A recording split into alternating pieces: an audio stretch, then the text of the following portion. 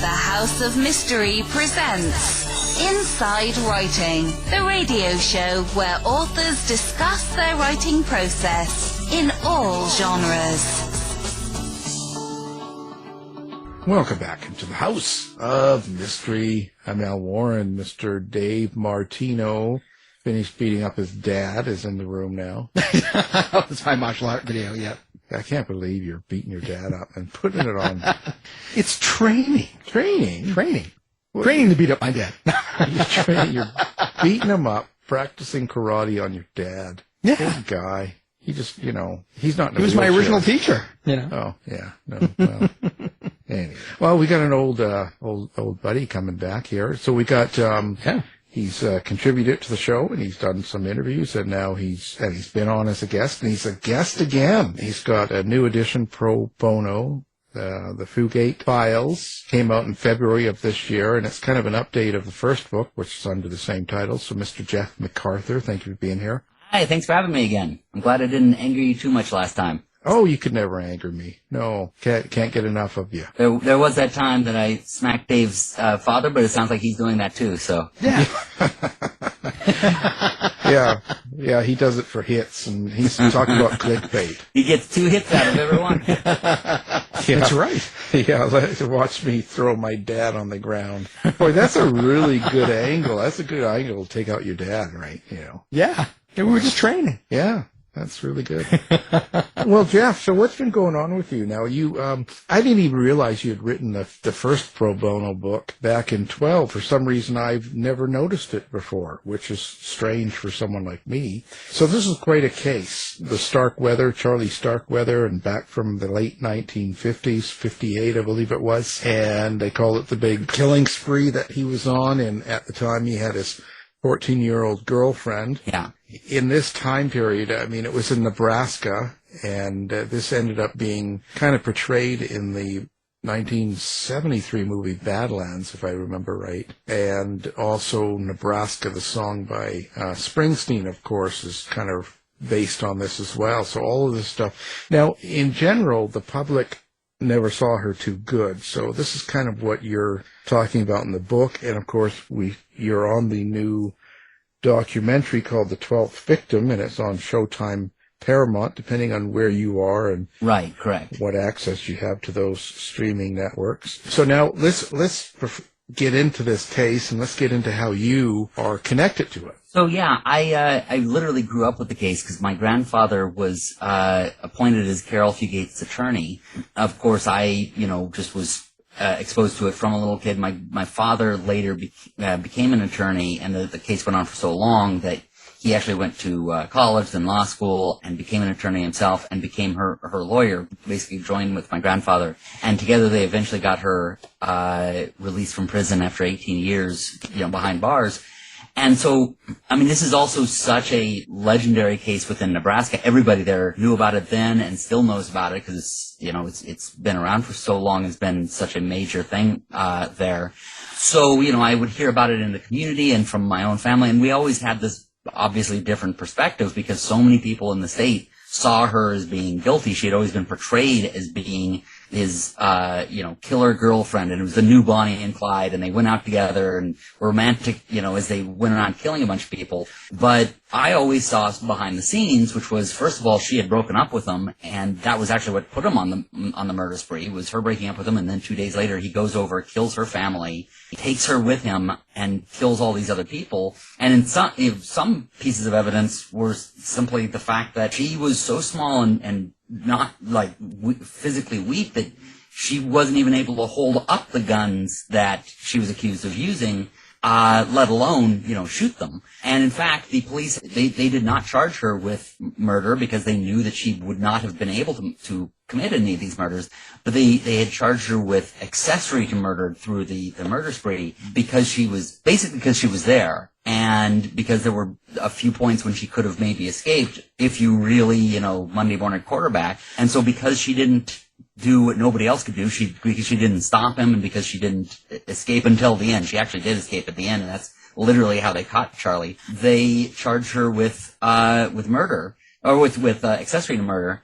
and she was given life in prison at the age of 15. I think with the case, like he was 19, she was 14, and so they were kind of a romantic couple. They were, together for a while, and they broke up, and they kind of had typical young love, lots of drama and stuff. So however the case was, he ended up shooting 11 people or killing 11 people on this rampage before he was caught, and she was with him the whole time. The other thing I think that kind of people don't take into account, or they should think about, is, first of all, she's a 14-year-old girl, and this is the 1950s. So though she was considered a hard-looking girl, as they say on the series, she was a hard babe. She was only 14, and there's quite a bit more. She was quite a bit more naive in those days. I'd say she's a lot more innocent than a 14-year-old today. But so people have to take that into account. I think the negative thing is because she was so rough-looking. You know what I mean? She was real. She snarled at people. She was not smiley or happy, and she seemed to be very. I don't know what you.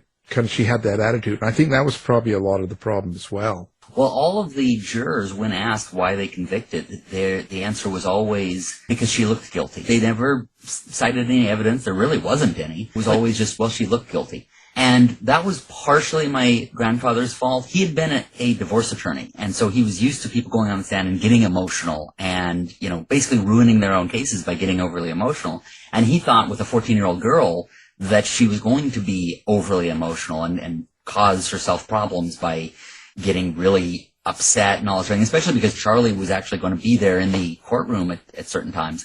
And so he had told her to not get too emotional. Well, that kind of backfired because her mother had always been about be stoic and always taught her when when somebody tries to rattle you, be stoic and don't show any emotion. And so that really triggered something in Caril's mind to, be very stoic and, and don't show anything. And also my grandfather himself was a very unemotional looking kind of person. He was one of those people who was always, high, don't wear your heart on your sleeve and all that sort of thing. So unfortunately it wound up being bad advice. I mean, he was in general a very good attorney, but he was very much about the facts. And when you look at the way he lays out the facts, it's all very much correct when you just see it on paper. But a lot of times people in courtrooms don't listen to the facts very much. They think very emotionally, and they go, well, this person looks guilty, so let's put her behind bars for the rest of her life, kind of a thing. And that's kind of the wrong way to do it, but I think that happens a lot. I think a lot of times when you come across a certain way, they just think of you that way then. And so she probably had to fight the uphill battle of trying to win over people, and she wasn't trying to do that. That wasn't going to work. So, and the other thing is too, like you mentioned, Bonnie and Clyde, and some of the other gangster couples that were made famous from what they had done, you would assume over 11 murders that she would at least know about them. Do you know what I mean? Like if you and I are going out and we're on driving through Nebraska into Wyoming and back again, and I'm shooting all these people and killing them, like 11 in total, you would think you would know or be aware of it. You know what I'm saying? So I think that's the other issue. Well, she knew, he shot the farmer literally right in front of her. I should qualify this one because that was always the tricky aspect. The very first murder he did was in December of the year before, and that it was a gas station attendant sort of outside of town and all this sort of thing. And several people went to the police and said, we think he did it. There was reason to know he had hung out at the gas station. Other people from the gas station had known about it. He used the money that was like the exact change from the gas station to buy something, and the person at a store said that and described it, and the police never followed it up. And Charlie even said to them later, if you had caught me then, none of this would have happened. And there was even a federal investigation of the police, of the Nebraska police, or the Lincoln police, Lancaster, because it's the county, because of that, because they had not followed that up. Now, in her case, again, it's, she didn't even know about it because she's a 14-year-old girl, not even watching the news, all that. But when she came home, he was there with a gun and told her that because her parents weren't there, he said, some friends of mine have them, and if you don't do everything I tell you, then I'm going to call them and they're going to kill them. Now, one might go, well, because he shot them in the house, well, why didn't she see the blood and all that sort of thing? He apparently had cleaned it up so well that the police didn't even find blood. So yeah, she was in the house where her mother, stepfather, and maybe half-sister had been killed. But again, yeah, even the police later on did not see any blood there. So she didn't see that. But then when he got her into a car and then drove out to the country, he went to this farm, and they got stuck in the farmer's yard. This was January, where it's so snowy and muddy and all that sort of thing. Their car got stuck, and so he went into the farmer, asked him to help him get it unstuck. So the farmer walked over to get some horses, and Charlie just lifted the gun right there and shot him right in front of Caril. And then he turned, and then he beat the farmer's dog to death with the gun, and then turned to her and said, "If you ever try to escape from me, I'm going to kill you too." Up to that point, he was saying he was threatening her parents, but now he was saying, "If you try to escape, I'm going to kill you." And then later on, when they were walking along the road, the country road, these two teenagers picked them up, saw them, again, January, nighttime, freezing cold. They picked them up, essentially willing to, help them. And that's when Charlie pulled the gun on them and said, "Okay, take me to the storm cellar." And they drove him over to the storm cellar, and he took them into the storm cellar, and Caril heard the gunshots. So she knew that he killed them as well. But I mean, it's a matter of her wanting to escape, but she's out in the middle of nowhere. I mean, you might as well be in the middle of the ocean when you're talking middle of the country in Nebraska, middle of the night, freezing cold outside. She really has nowhere to go. And essentially all the different places that they went, there really is no way to escape without him, throwing a knife at her or something. I mean, basically got back in the car, when he finally came back, got back in the car, they went into Lincoln and went into the home of this wealthy couple. Well, actually, they went into Lincoln and they did sleep in the car for a while. And there's one of those times where somebody could legitimately say, she should have tried to escape while Charlie was asleep. And that's fair enough, but try opening one of those doors from one of those cars from the 50s without the person next to you, waking up. And the test is, if you end up waking that person up, you're dead. It's not you're going to be punished or something like that. It's like you will be killed. And then they're inside of the house for a while. And then at that point, it was a husband, wife, and their maid. The husband was gone. He was ironically meeting with the governor at that time. The wife is there, Clara Ward, and essentially she basically keeps him calm. She knows who he is. She knows that by this point the news has gotten out. This guy's around, killing people. So she makes him sandwiches. And at one point, he allows her to go upstairs, and she's up there for something like 40 minutes or so, out of his sight, completely away from him. So here's a 40-some-year-old woman, or I think she was exactly 40-year-old woman, out of his sight for a long time, for the better part of an hour. There's a working telephone up there. There are windows. She could signal somebody. She could try to escape, but she doesn't. Does that mean she was, helping him? Of course not. He ended up killing her. But during that time that she could have escaped but didn't. But going by the logic that people have of, well, Caril was guilty because she didn't try to escape. Well, then they're saying that this other woman was guilty because she didn't try to either. But it's been proven over and over again. In fact, there was just a case yesterday. I forget what it was, but it was restated through this other case that a person doesn't have to have the gun on you the entire time for you to feel threatened, for you to feel like you can be killed. And so the very few moments that Caril was away from him for a little bit, where she technically could do something, again, if you Monday morning quarterback, everybody's the hero until they're in that situation. Technically, yeah, maybe she could have, but it's a matter of if you're wrong, he's going to kill you. And that is the way that the mindset works, is when somebody has threatened you, a lot of times people won't even try to take the time to escape because they're just too afraid. Well, speaking of mindset, those murders some of them at least, were especially brutal, especially to women. Did they ever find out if anything happened to him, if there was some abuse in his background, or if it was just that he was psychotic? He never did anything sexual abuse that has never been found out, but abuse in general. His parents were not exactly the most close care. I mean, for one thing, they were allowing him to date a 14-year-old and never pointing out that, hey, maybe this isn't the right exact right thing. He had also had certain types of trauma, like he was hit in the head with a 2x4 at one point.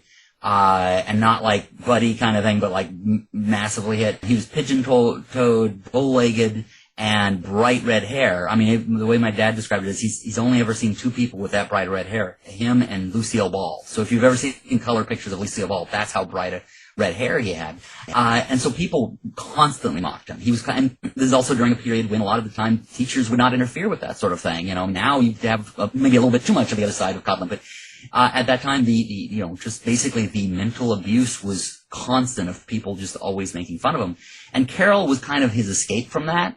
So when she broke it off with him, and he had also been evicted just before that as well. And so that kind of was what made him snap, was, his only lifeline was gone. Well, so we don't know why he killed these people. Not really. And I mean, Caril, actually, for many years, I actually remember seeing her talking in several interviews. I mean, during the 80s when I was a teenager, I saw some interviews. They actually did the a current affair interview in my family basement, and people would ask her, and she'd go, I've never fully known why he did. However, she did think back on the murders that she did see, and she did remember like something that the person would say that defied them. And if you ever see the TV movie Murder in the Heartland, which is based on this, you'll see every time that there's a murder, somebody says something that is a little bit hurtful. It's not even like they're, picking on him or anything. It's just they say something that sets him off. And because my father mentioned that to the producer, and so they put that into the script of every time that he kills somebody, they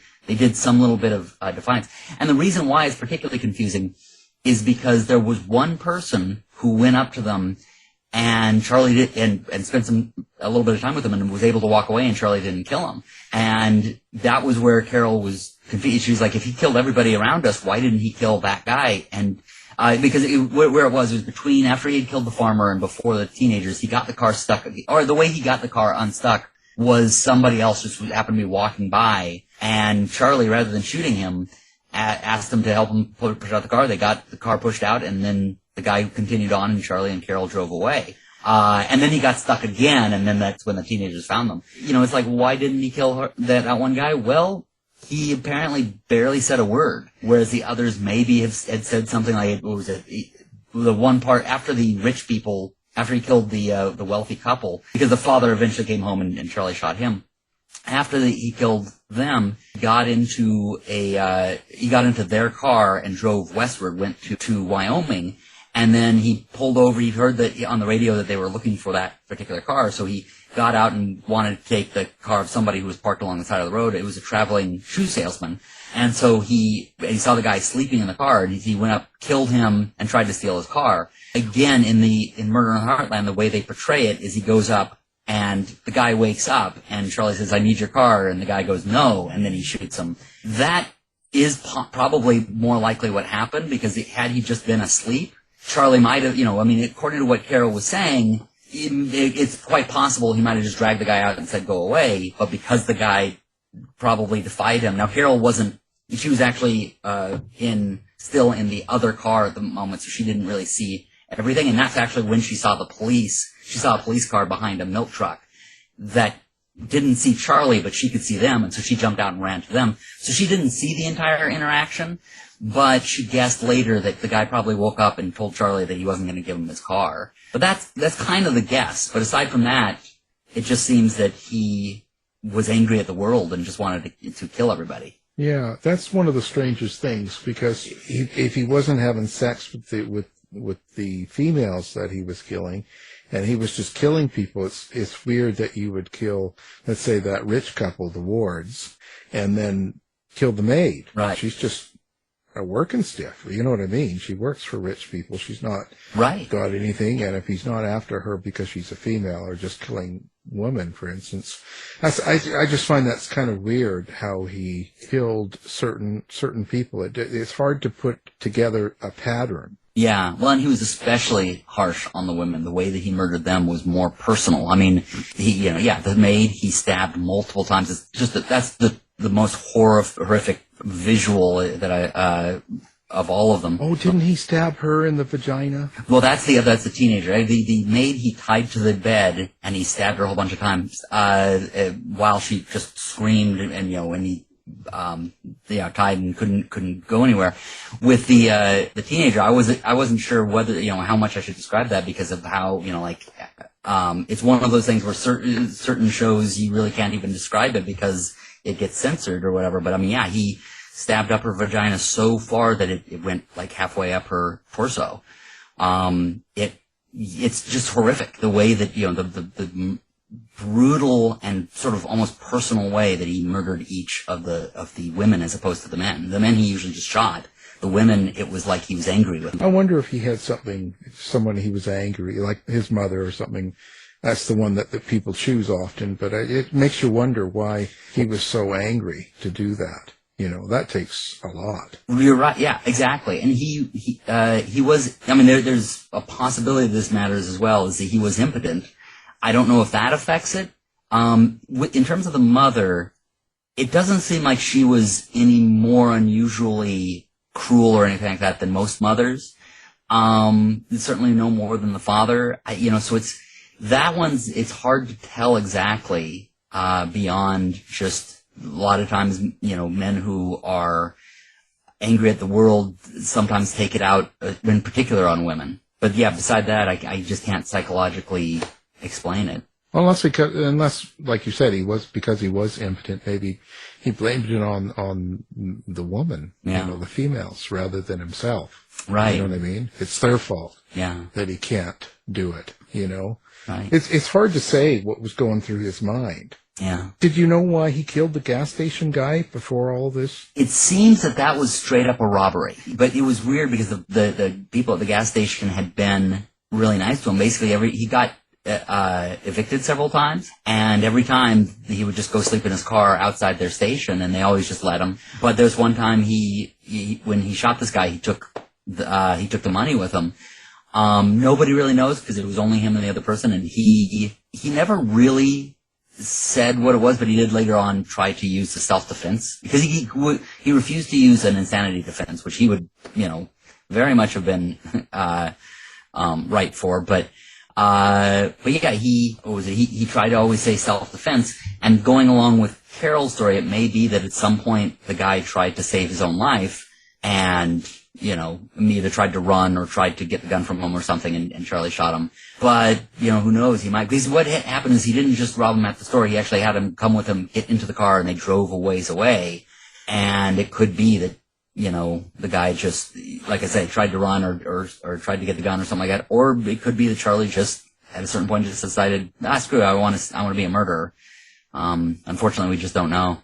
So, yeah, and one of the particular things that's important that kind of mentioned, in the documentary series is about how things weren't done that would be done today and the way they policed and as well as in the trial. Because we're talking the 50s, so it was quite a bit more, it was quite a bit different back then. Like if this was to happen today, and the way it would be policed and tried would be quite a bit different. Right, exactly. It was less formal, and I mean that both on a logistics of the legal system basis and in terms of it being a somewhat small town. Lincoln, Nebraska. There's one part of the trial where they wouldn't even put it into Murder in the Heartland because they just couldn't believe that somebody would actually, or that a judge would actually talk like this in court. At some point when my grandfather tried to object to something, the judge went, "Now, John," and talk like this. So there was an informality that existed there. And in terms of rules, a lot of the rules that we take for granted today, like the basic right to a fair trial, these types of things came along in the 1960s. We just assumed those things existed before then, but they didn't. It was the Miranda case, the one that we talked about, somebody reading their Miranda rights. That did not exist until a case. It was Miranda v. I think Arizona or something like that. That was dictated that you have the basic right to an attorney. At that time, the police could just question you, could be charging you with a crime, but not tell you that they're charging you, and just get you all this information out of you before you have an attorney. And Caril, a 14-year-old child, they did not give her an attorney for something like around 2 weeks or more. And all the time asking her questions, never really telling her. They kept telling her that she could be charged, or, there are these charges that might be, held against you or whatever, but they never actually told her, the seriousness of it. It wasn't until my grandfather was finally appointed to her, and he was sitting there, she thought he was just some attorney going after, that was going to be prosecuting Charlie, and she was helping them build the case against him. And he was like, no, I'm your attorney. And she's like, why do I need an attorney? And so they basically were just sort of abusing the system, and again, utilizing things that today, you'd have the protections that, that at least you're supposed to follow, and even though the police still don't always follow those. Sounds like also that the police ended up at Caril's house, at her family's house, more than once, and I was just wondering if any of that, if any behind-the-scene things ended up factoring into her conviction.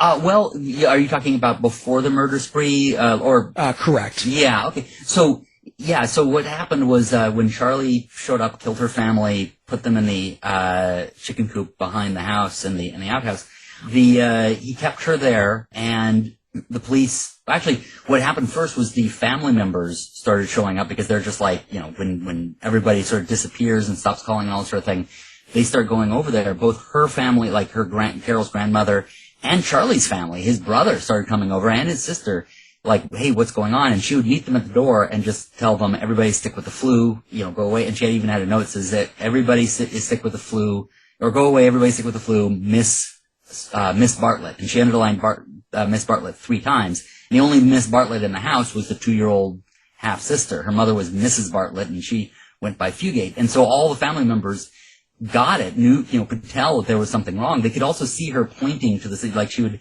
put her hand by her mouth, but she'd point to the side. And so they all went to police, including Charlie's own family, went to the police and said, hey, something's going on there. You need to go check it out. But this was the wrong side of the tracks, so to speak. Back then, there's O Street to this day still goes right through the middle of town, and you had one side was the more affluent side of town, the other side was the poorer end of town, and she was on the poorer end. And a lot of times that was that end the police just openly just kind of didn't care about and, didn't want to bother with.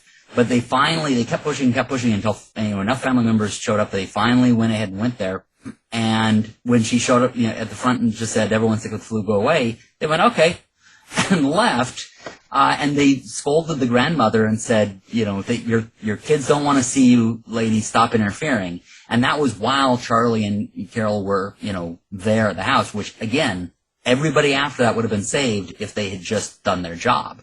But instead, they just kept telling everybody, you're crazy, you're crazy. Finally, Charlie's brother and Caril's brother-in-law broke into, basically when the grandmother left with the police, Charlie got spooked, and that's when he got Caril into the car and they drove away. After that, Charlie's brother and Caril's brother-in-law broke into the house, went around, and they found the bodies in the chicken shed in the outhouse. And that's when they called the police and said, we found three bodies. Now will you come out? And then the police came out and, never admitted any wrong, but they realized they had screwed up. And as more and more bodies started showing up, they realized more and more, hey, we really screwed up. And they also learned that, the murder in December was due to him and all that, and the investigation started after them. And so that was partly why they went after Caril, because it's sort of a distraction. Once they got Charlie, it's like, okay, very clearly, he's at fault, and so we'll send him to the electric chair. When, but that really wasn't enough, and this investigation on them is going on, so they're like, okay, let's distract with, hey, this girl helped them as well. And, the newspapers, which were publishing stories about the investigation into why didn't they catch this guy earlier, suddenly turned to the new Bonnie and Clyde, and everybody kind of ignored the fact that these guys could have caught them earlier, but never did. Well, I think there's a way of doing it too, where they really wanted to punish her for it as well. You know what I mean? So what is it that you hope happens here? I mean, it sounds like she's been trying to get pardoned, and it's not been happening. So what is it you think will end up happening? I mean, she's had a stroke and she's pretty old now, right? She's not doing well. So is she still trying to fight for a pardon? Pardon was the last try. So she's really, and she knows she's never going to get justice. She tried for many, many years. She gave up at one point, and then another lawyer came along and said, "Hey, I think I can get you a pardon." And interestingly enough, the ward's own granddaughter, who was featured in the documentary, got to know Caril. She started investigating the story herself. She came to me and like other people trying to learn more about it. She had always believed Caril was guilty, and then started really learning the facts and came around to feeling, especially because her own daughters had reached about Caril's age, and she started thinking, what if it was my own kids?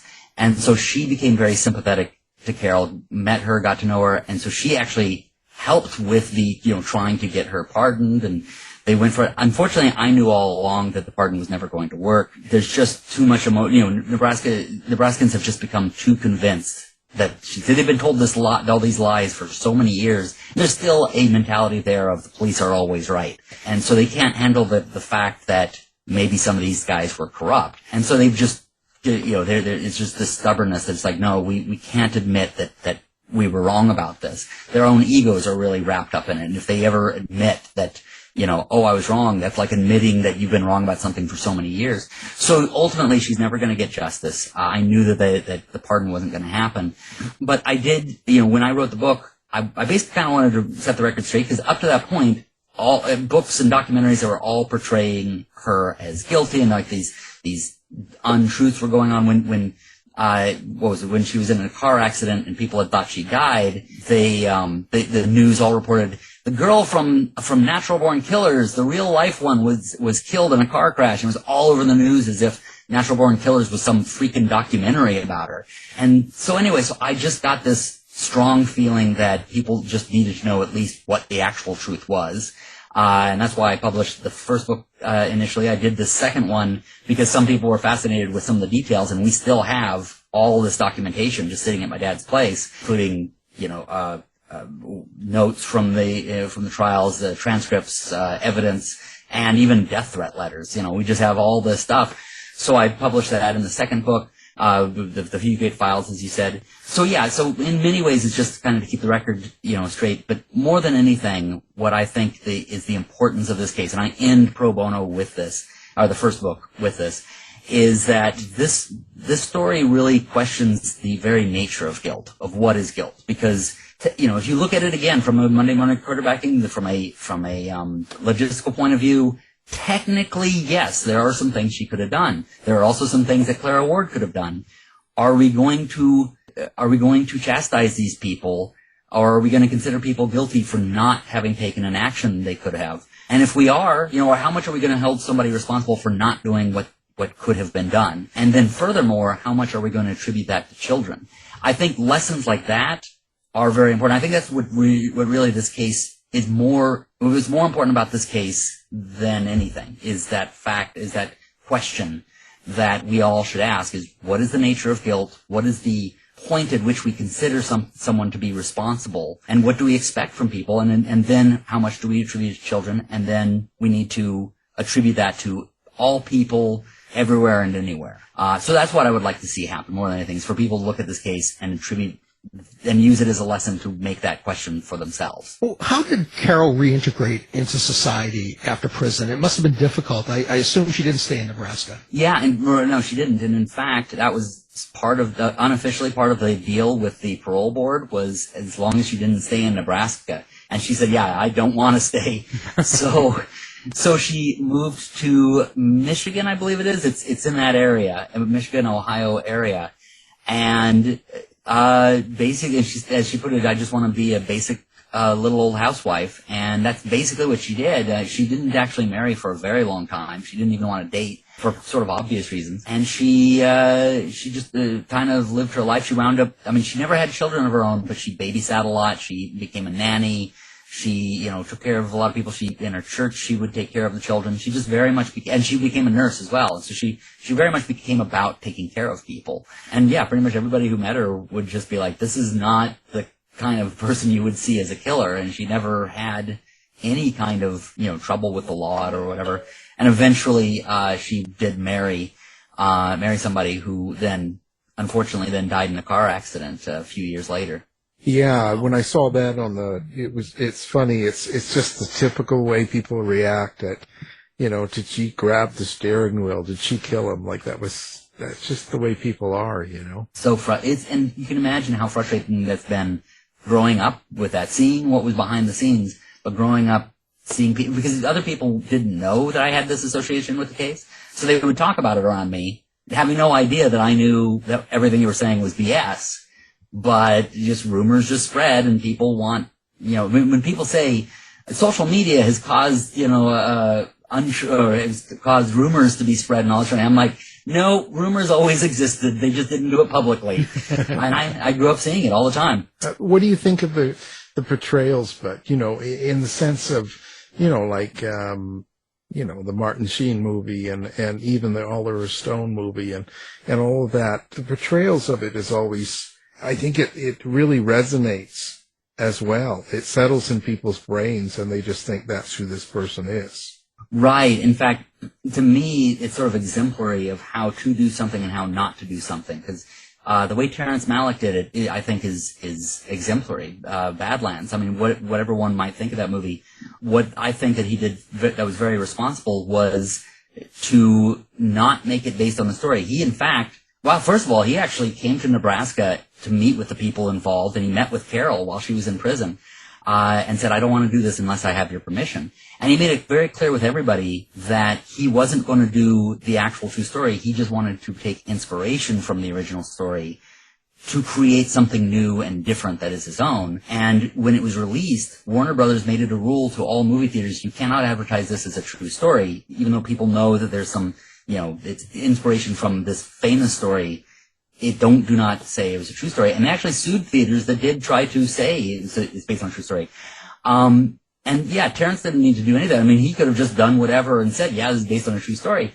But he didn't, because he felt a responsibility to, truth versus fiction. He had something else he wanted to say, other statements he wanted to say, but he just wanted to draw from this. And even though he was only drawing from it, he still felt a responsibility to it. Compare that to Oliver Stone, who straight up just was like, yeah, this is a true story, even though he knew there was no truth to it. In fact, Badlands has closer ties to the truth than Natural Born Killers has nothing in common with it. But he still was willing to just go, oh yeah, this is from a true story, and gave people the impression that this is what it was like, which is so unbelievably irresponsible. And I even got to be in a little group. I was at NYU, and he talked to this little group of like 12 people, and he was talking about Natural Born Killers. And so I was tempted to say something. I was like, no, won't. But he talked about a bit about being a true story, but he also talked about how his cinematographer, who was a friend of his, turned to him a couple times and said, this is how much I love you, Oliver, that I'll work on a piece of crap like this movie for you. Well, yeah, it's crazy, but that's kind of what it is.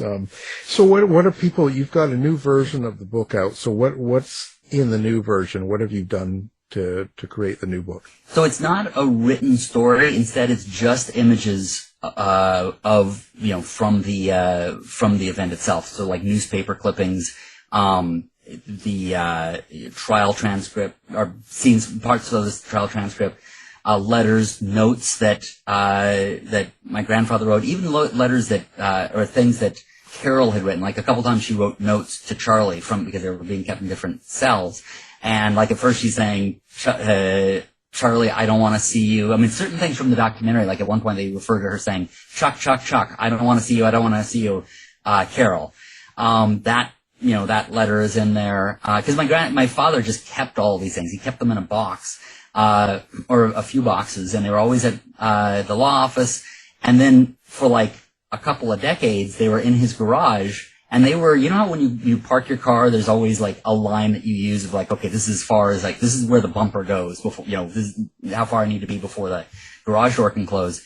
That box was it. So it just said Caril or Fugate files on it. And that's where you would, park the car. That was sort of the measure of where you do it. And I realized at a certain point that this is, these are historic documents. These are documents that, a lot of people have been fascinated about this case or whatever. And we're taking it so much for granted, just sitting there as our car stop. But yeah, so I finally, and it was when a friend of mine came over and was just blown away. She's like, "You kept all these?" And we're like, "Oh yeah." And she just looked so thrilled, just going through them, was so excited, couldn't believe, death threats that were sent to my grandfather were there.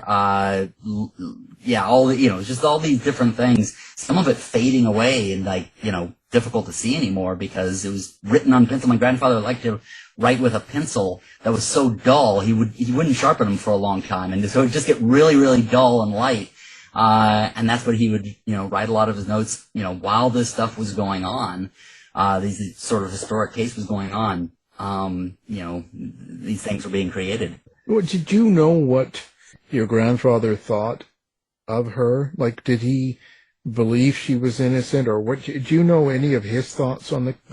Yeah, absolutely. He was thorough. But when he got assigned to it, he didn't really have any opinion on it. He saw what the newspaper had said, and was like, okay, she, probably was involved, or very likely could have been.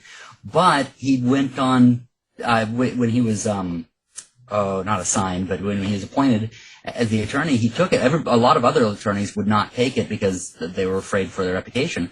But his big belief was, you represent your client, you defend the Constitution. And so he was perfectly willing to defend her even if she was guilty, because he's like, you defend the Constitution. This is about the system, not about the individual.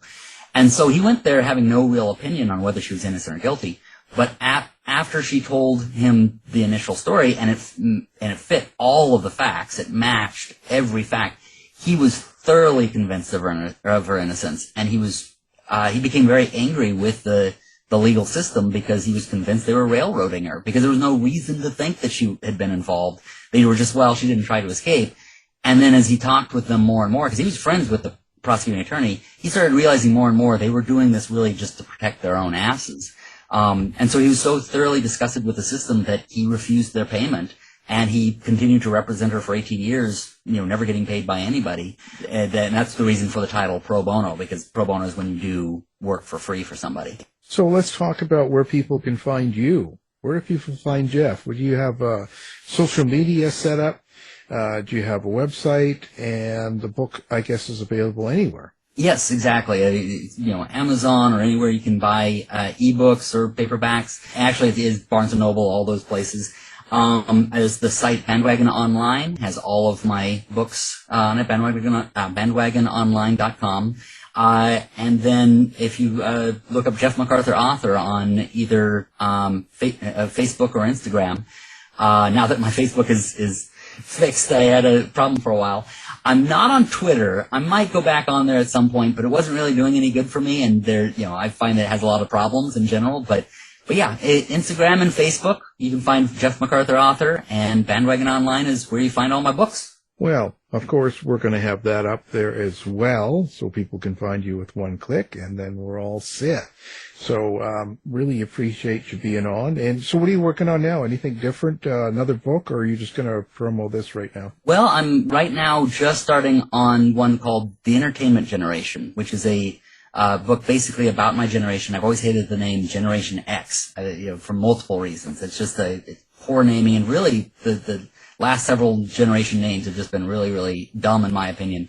And so I make the argument as to why we should be referred to as the entertainment generation, and also it'll be a book just basically about how our generation came about with our biggest influences, and in particular just how entertainment shaped who our generation in particular was, those of us who were born in the 60s and 70s. Well, there you go. Well, we appreciate you being on again and catching up, and thanks again. Of course the book is called Pro Bono, and it's the Fugate Files. That's different than the first one because you call it the Caril Fugate, didn't you? Yeah, defense. Oh, yeah, the 18-year defense of Caril and Fugate is the first one. Yeah. Well, perfect. Well, Jeff McArthur, thank you for being here. Thank you so much for having me, Alan. I always enjoy being here. Thanks, Jeff. You've been listening to the House of Mystery radio show. To find out more about our guests, hosts, or shows, go to www.houseofmystery.com. Show's over for now. Was it as good for you as it was for me? Well, good night. Something Weird Media. I'll be back.